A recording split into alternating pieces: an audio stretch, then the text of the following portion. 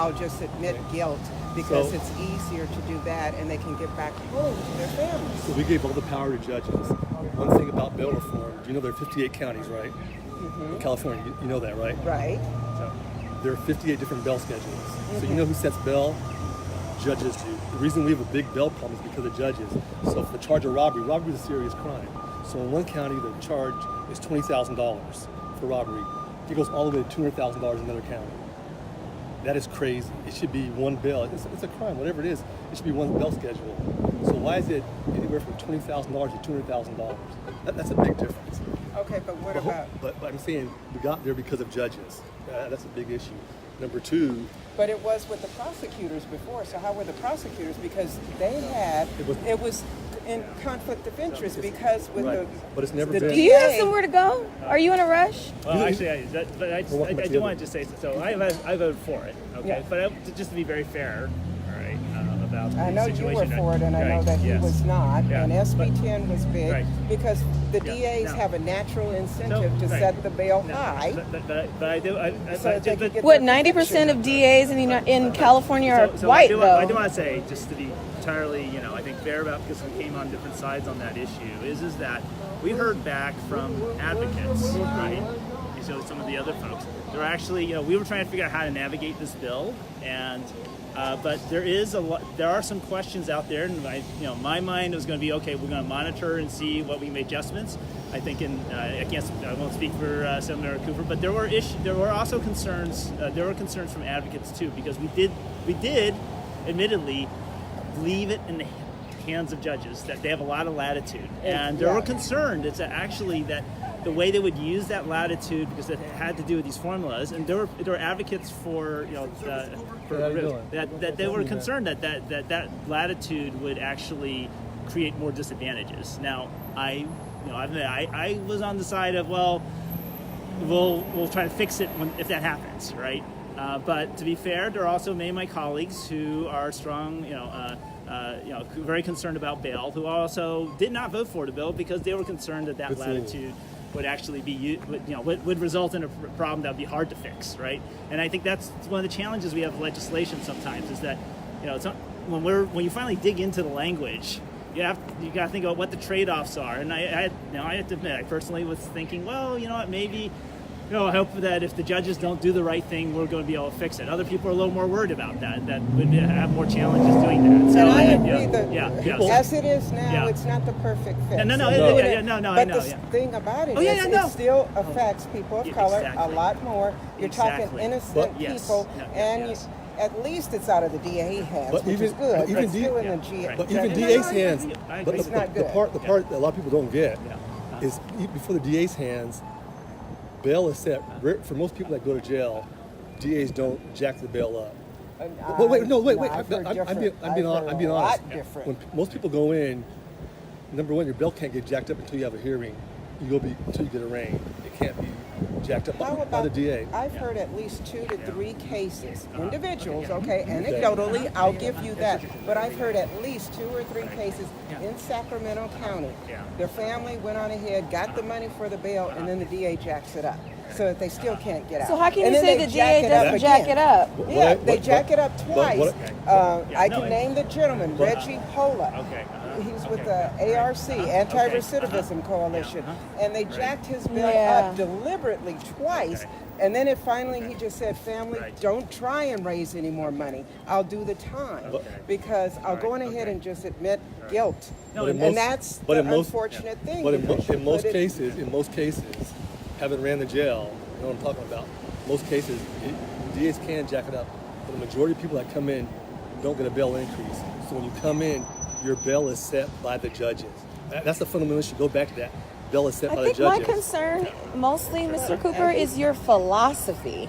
Your philosophy on policing is what concerns me, because you don't seem to be interested in hearing what people who are on the other side and experiencing the oppression have to say about the way that you vote. Like, that's what's most concerning, is that you spent so much time in law enforcement. I believe that you've been colonized. I don't think that you understand.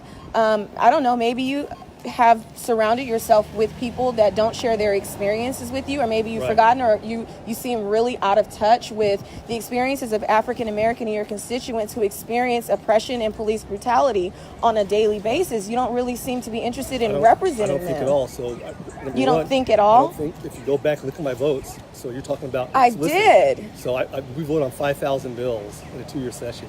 So go back. There are a lot So of then bills. our sheriff right now, okay, our sheriff, Scott Jones, right? What he's doing at the supervisor level, he's called on KKK people and white supremacists to show up, and that has everything to do with you, because I don't care. Listen, whether that has something directly to affect you or not, your voice in this moment, what we're seeing is that you're not using your platform to speak out against things like that.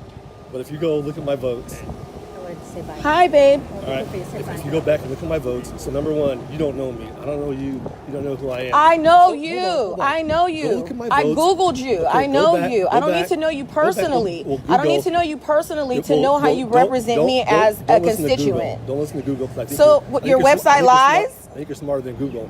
Go back and look at the votes and look at some issues I voted for. I on did. African Americans. I did. Go back and look at my I votes. did. There's not enough for me to believe that you care about black people. There are plenty of votes that I voted on. There's not and black people don't even believe that you care about black people. Well, you know what? There are plenty of votes that I voted on and done a lot of things for African American. But how does that make you feel as a black man to know that black people don't trust you? You know what? That's how people are. That's how people have their own opinions and ideas. But your own people, if I went to Oak Park and they told me you can't speak on our behalf, I would say maybe there's something wrong with my philosophy. So here's the deal. The bottom line, obviously we don't see things the same. So if you want to sit down, I would love to sit down and talk to you about these things. But having a conversation on a street corner like this, okay, so I'm willing to sit down and show you my vote record. This is how you talk to people. I don't need to come to your office to have a conversation. We're talking right now. I'm willing to sit down and show you my vote record, okay? But here's the thing. We're in a public space right now. Yeah. A few minutes ago, I asked you not to point at me, and you said I was being confrontational. I wasn't pointing at you. I was telling you I was doing this. That's when I'm doing this and telling you this. That's like being confrontational. No one's pointing at you. I was not being confrontational in asking you to have boundaries. That's not confrontational. Confrontational would be if I push you on the ground. Now that's confrontational. No, that's not me. I'm not. But I'm not. I wasn't being confrontational. All right. Thank you. Good luck. Yeah, there's a problem. Right. Okay. I think we agree on that. And your name again? I'm just kidding. I know who you are. I'm Dr. Japan. I know you. If you want to change things, run for office. I encourage you to run for office. The Democratic Society, run for office.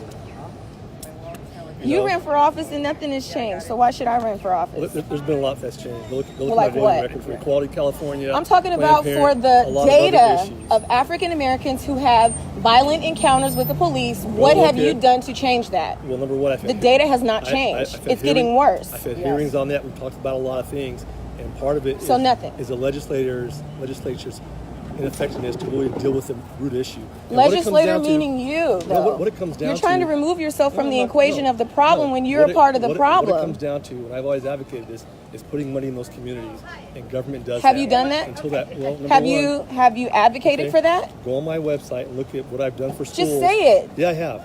How?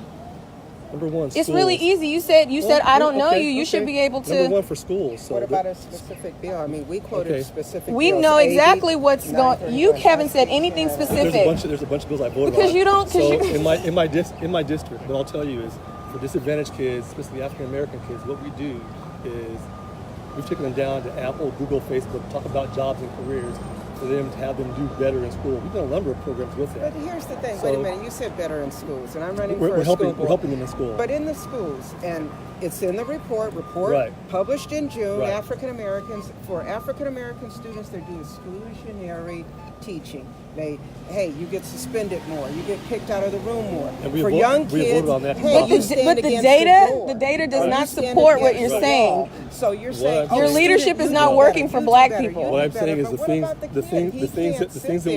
that we've done have been different. Your leadership is not working for black people. Why just touch me? It was an accident. listen, Yeah, you have a very fragile No, ego. if I touch you, Bill, you touch me. And how did you guys vote? If you said, why did you touch me, I will go, that was my fault. Okay. You put it back on me instead of just taking responsibility. It's all right. It's You know what? called male fragility. Google that, because you got a lot of There's it. a level at the legislation. I did. You're young, and Don't- you have very limited life experience. You have very limited life experiences. A lot more than you, my dear. That doesn't mean anything. Jesus was my age when he went to the cross. So if age meant anything about wisdom and maturity, Jesus would have been your age. I can tell that you don't like me, and that's okay. I don't dislike We you. should sit down and I talk don't to trust your leadership for black people. I'm pretty sure you're a cool guy, but I don't need to like you personally. I have to trust your leadership, and your leadership is trash for black people. I do a good job. You do not. Black people don't like you. I'm sure if you walked into a black church downtown, they would boo you. I've been in plenty of black churches out in South And they Side. would boo you. Okay, well, you're wrong. When Have a you good got day. up today, Have a good none day. of the women even clapped for you. And you're still living in this fantasy world that we trust your leadership and Have a we good day. You don't don't. have to. Good luck in office. Good luck for your run. I'm going to see you around. Hopefully you make it. All right. I will see you too. Bye. Hold on. Are we all right? Let's get all right. All right. Have a good day. Good luck. Cecile, Well, you take Yes. care. All right. how did you feel about that conversation? Disappointed, to say the least. Disappointed. I don't think that there was hearing. I mean, it was the same issue that people do. They'd say, oh, there's a problem. Well, let's throw it back at the victim. Let's throw it back at the kids that are having this trauma forced upon them, excluded from schools, excluded from here. It's a bail problem. Oh, well, see, it's not us, it's not the system, it's their problem. Yeah. And they've never done that. So, anyway. That's that. Yes. Thank you for tuning in. Sorry, I've been waiting to get a hold of Jim Cooper for a long time. He wasn't ready.